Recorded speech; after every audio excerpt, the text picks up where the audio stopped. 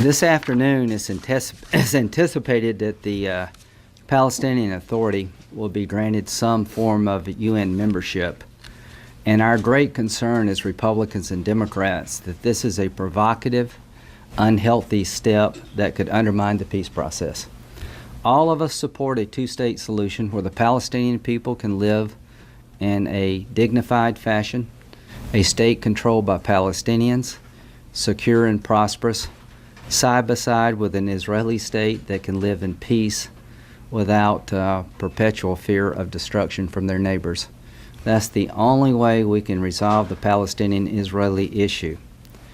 UN membership status provided to the Palestinians, I think, undermines the peace process. The last thing the UN or any other body should do is encourage the parties not to sit down and talk with each other. Long story short, the biggest fear I have, and I think my colleagues have, is that if the Palestinians achieve this status, it won't be very long until the Palestinians begin to use the UN as a club against Israel rather than seeking peace. And our big fear is that the International Criminal Court would be available to the Palestinians potentially to file complaints against the IDF and every other institution in Israel and would marginalize the Jewish state.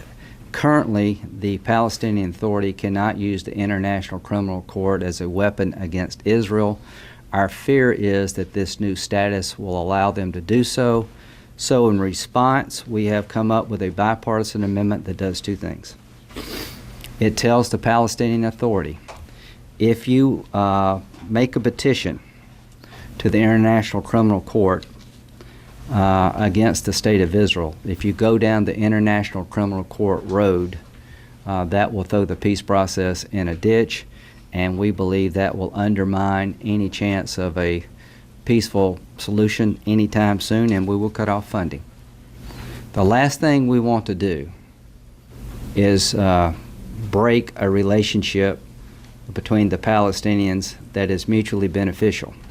But today that the Palestinians use their UN status to try to marginalize Israel in the International Criminal Court, it will be clear to us that we're investing in an unreliable partner.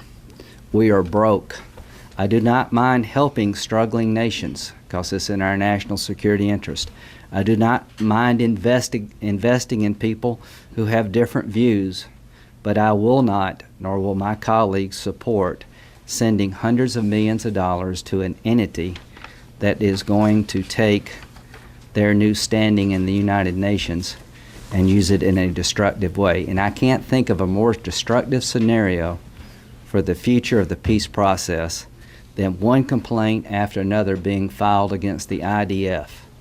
When a pilot drops a bomb in a wrong place after being attacked by Hamas or Hezbollah, that is an unfortunate incident, but we're not going to have the Israeli Defense Forces and the Jewish state be sent to an international body for a political show trial.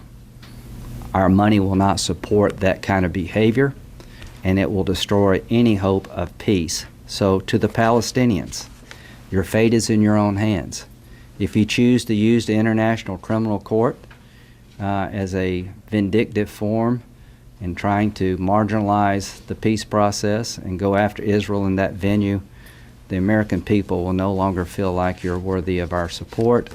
And finally, this provocative act of joining the United Nations by the Palestinians, we have warned them, do not go around the peace process, do not go around Israel directly to the UN, because that is a detrimental way to find peace. We will shut their office down in Washington. Their office in Washington has been open due to a waiver and a law that's been around since 1987. I believe their actions of applying for UN membership under the law will require the PLO office in Washington to be closed. Our amendment does two things. It will cut off funding to the Palestinians if they apply to the International Criminal Court against the State of Israel. It will automatically require the shutting down of the Washington office by applying for membership.